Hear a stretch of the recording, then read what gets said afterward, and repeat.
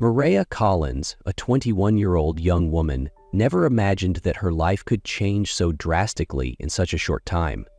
Just a few months ago, she had been a passionate student, dreaming of becoming an interior designer.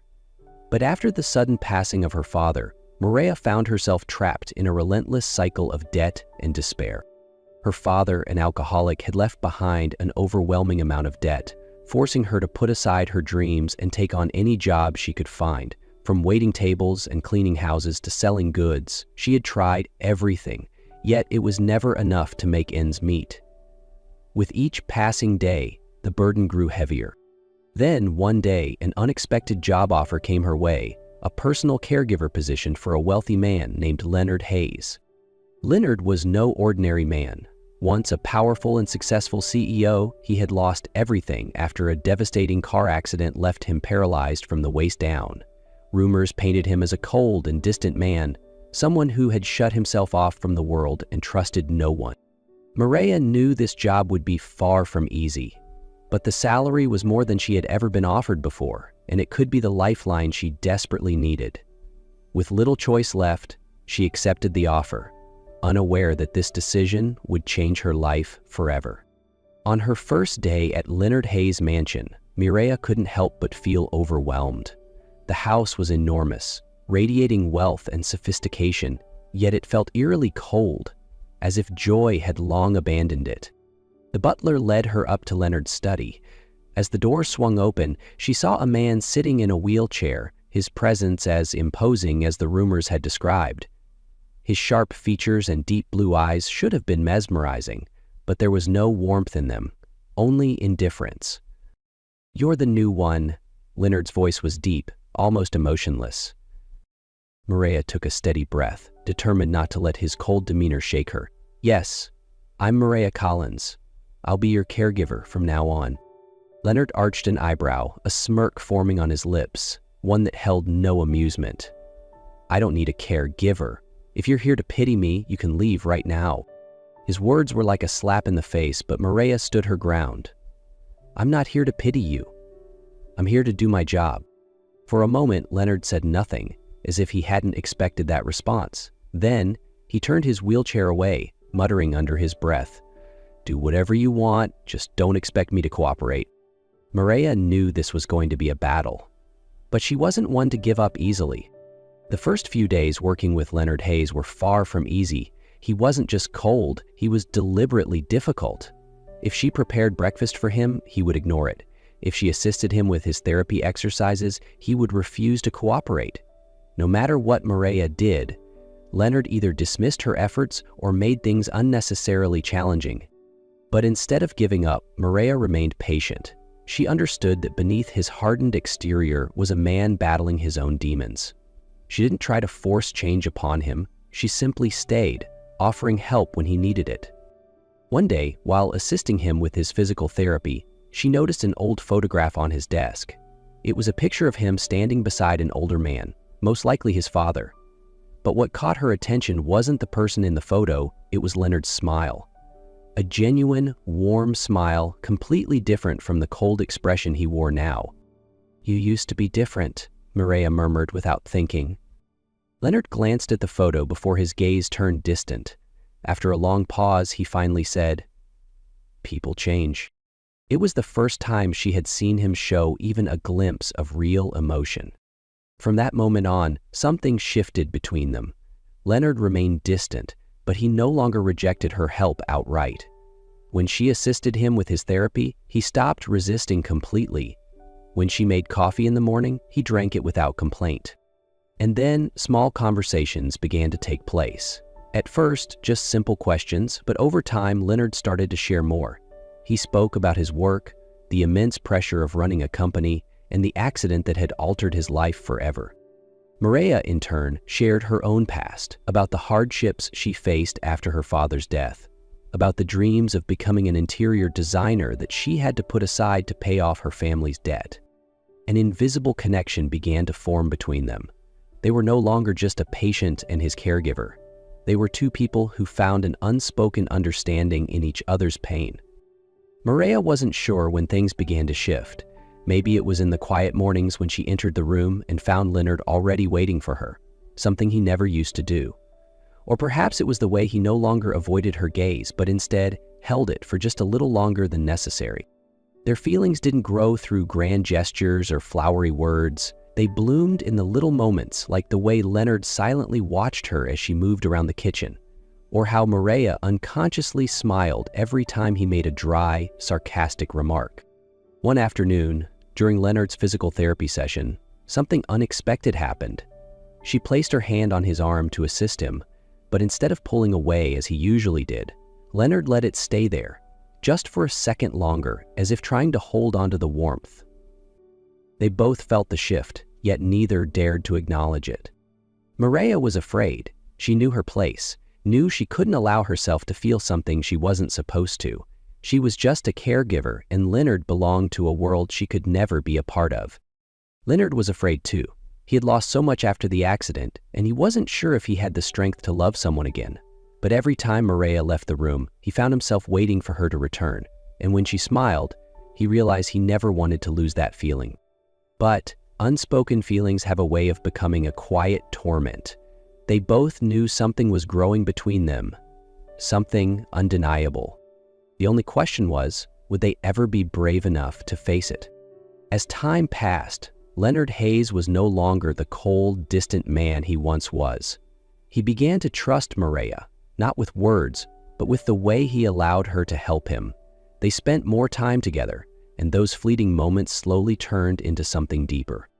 Maria also realized that she no longer saw Leonard as just her employer. She cared for him in ways she never expected. Even on his worst days, the way he looked at her had changed, no longer filled with defensiveness, but with something softer, something unspoken. But, as with all things, challenges soon followed. Leonard's family, especially his mother, did not approve of Maria's presence. To them, she was nothing more than a hired worker, someone who had no place in Leonard's world. One evening, his mother called Maria into the living room, her voice sharp and direct. "Do you really think you can change his life? Leonard doesn't need your pity, and I won't allow you to interfere with his future." Maria clenched her fists, trying to stay calm. "I don't pity him. I just want to help him find himself again." But to his family, that meant nothing. Their opposition was not just in words. They pressured Leonard, urging him to keep his distance from her. At the same time, his company made it clear that associating with someone like her, someone beneath their status, would only damage his reputation. Maria began to question whether she truly belonged in his world. Not wanting to become a burden, she decided to leave. But before she could pack her things, Leonard came to find her. "You think leaving is what's best for me?" His voice was steady, but there was something raw beneath it. Maria lowered her gaze. "You have a future that I don't belong in, Leonard." He held her gaze for a long moment before saying, "Then, I'll decide for myself who gets to be part of my future." Maria had never seen Leonard so certain. But was their connection strong enough to withstand the obstacles ahead? The pressure from his family and company had pushed Leonard Hayes to his limits. He couldn't stop his family from looking down on Maria. He couldn't make his company accept her. But the one thing he knew for certain was that he couldn't lose her. Maria, however, felt differently. As much as it hurt, she believed that leaving was the best choice for both of them. Before she could make that decision final, something unexpected happened: Leonard's critical surgery. This was his only chance at a full recovery, but the risks were high. The doctors explained that if the procedure succeeded, he might walk again after months of therapy. If it failed, he could lose all mobility permanently. Maria hesitated. If she left now, Leonard would have to face everything alone. But if she stayed, she would only fall deeper into feelings she had tried so hard to suppress. "Are you scared?" she asked the night before his surgery as they sat in quiet contemplation. Leonard was silent for a long moment before he finally said, "No, because you're here." His words made something tighten in her chest, but she didn't respond. Instead, she simply reached for his hand and held it. The next morning, Leonard was taken into the operating room. Maria waited outside, anxiety gripping her heart. Hours dragged by until finally the doctor stepped out with a reassuring smile. The surgery was successful. Now it's all up to his recovery. Maria exhaled a breath she hadn't realized she was holding. But she knew this wasn't the end, because even if Leonard could regain his ability to walk, there was still one greater obstacle left: the feelings they had both tried to deny for so long. Would this be their chance to finally face the truth? After the surgery, Leonard began his recovery with a newfound determination. But this time, it wasn't just for himself. It was for Maria. His family still refused to accept her. One evening while he was resting, his mother and a few relatives visited, trying once again to convince him. "Leonard, you need to think clearly. You have a future to protect. That girl can't be a part of it." Before, he might have stayed silent, but not this time. His grip tightened on the arms of his wheelchair, his voice unwavering. "I've already lost too much, but the one thing I refuse to lose is her." The room fell into stunned silence. His mother looked shocked. One of his cousins scoffed. "She's just a caregiver, Leonard. She doesn't belong in this world." Leonard met their gazes firmly, his voice unwavering. "You may not accept her, but I do. She is not just my caregiver. She is the reason I am standing here today. And if you can't see that, then maybe it's you who doesn't belong in my life." The tension in the room was thick, but for the first time, Leonard didn't feel controlled by their expectations. He had made his choice. 2 months later, feeling stronger, Leonard asked Maria to help him walk. They went to the rose garden behind the mansion, where a small stone path stretched between the blooming flowers. Maria stood beside him, hope shining in her eyes. "Are you ready?" Leonard took a deep breath before gripping her hand. His first step was unsteady, the second slow. But little by little, he moved forward. Under the golden hues of the setting sun, surrounded by the scent of roses, Maria squeezed his hand, her smile radiant. "You did it!" Leonard paused, breathing heavily, but a look of satisfaction crossed his face.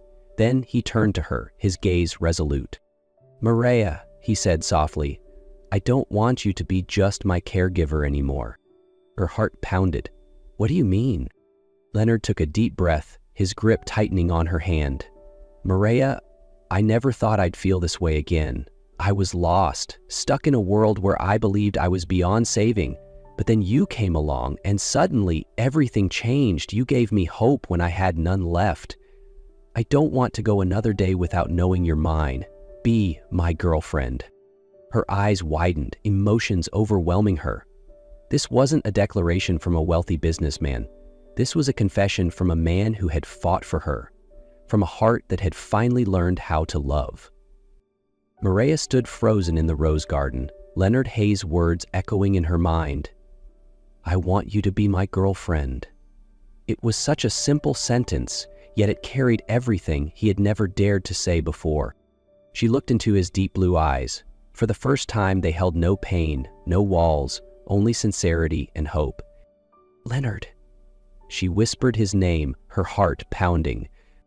He didn't rush her for an answer, simply tightening his grip on her hand, silently telling her that this was real, not out of gratitude, not because she had helped him, but because he truly loved her.